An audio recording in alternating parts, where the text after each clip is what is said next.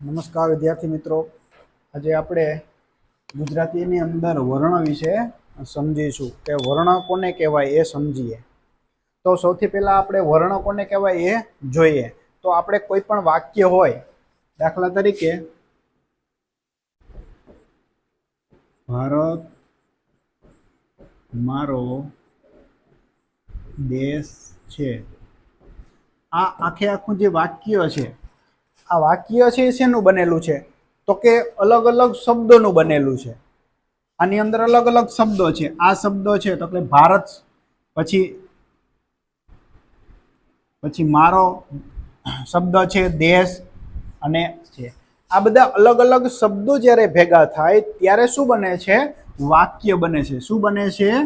વાક્ય બને છે. કહેવાનો મતલબ એ છે કે જ્યારે એક કરતાં વધારે શબ્દો ભેગા થાય ત્યારે વાક્યનું નિર્માણ થતું હોય છે. હવે આ વાક્ય છે એ વાક્ય છે કઈ રીતે બનતું હોય? તો કે વાક્ય શેનું બને? શબ્દનું બન્યું છે. એ જ રીતે આ શબ્દો, દાખલા તરીકે આ શબ્દ લઈએ આપણે ભારત, તો આ શબ્દો છે શેનો બન્યો? તો કે વર્ણ ભેગા થયા અથવા તો અક્ષરો ભેગા થયા અને શબ્દ બન્યો. તો કે આ જે ભા છે એક પ્રકારનો વર્ણ છે, ર છે એક પ્રકારનો વર્ણ છે, ત છે એક પ્રકારનો વર્ણ છે. તો વર્ણ જ્યારે ભેગા થાય ત્યારે શું બને છે? તો કે શબ્દ બને છે. વાક્ય બને છે કઈ રીતે? તો કે શબ્દો ભેગા થાય ત્યારે વાક્ય બને છે. એના પછી શબ્દ કઈ રીતે બને? તો કે વર્ણો ભેગા થાય ત્યારે શબ્દનું નિર્માણ થાય. હવે શબ્દ ક્યારે બને છે? તમને પ્રશ્ન થાય કે શબ્દ ક્યારે બને? તો શબ્દ છે એ કઈ રીતે બને? તો કે શબ્દ બનવા માટે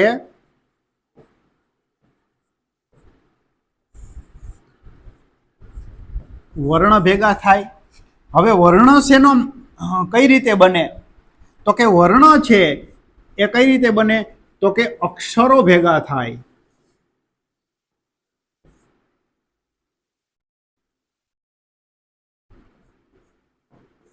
અક્ષરો ભેગા થાય ત્યારે વર્ણ બનતો હોય છે. હવે આ વર્ણ છે એના બે પ્રકાર છે. જો વર્ણના કેવા? તો કે સ્વર, એક પ્રકાર છે સ્વર.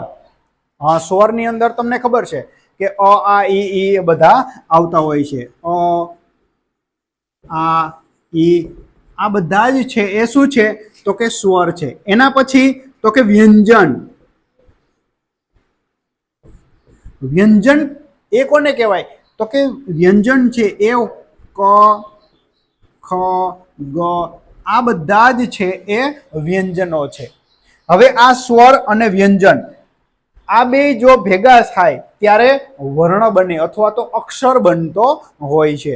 દાખલા તરીકે આપણે સ્વર છે એનું સીધું ઉચ્ચારણ કરી શકીએ. આપણે સીધું ઉચ્ચારણ કરી શકીએ. અ, આ, ઈ, ઉ, એ રીતે એનું આપણે ઉચ્ચારણ કરી શકીએ છીએ.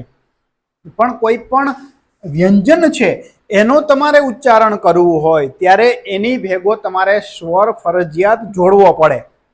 દાખલા તરીકે મારે ક નું ઉચ્ચારણ કરવું છે તો આ ક જે છે એ વ્યંજન હોય ત્યારે ખોડો હોય, આખો ક હોતો નથી. હવે આને પાછળ અ જ્યારે ભેગો થાય, એની પાછળ અ ભેગો થાય એટલે ક.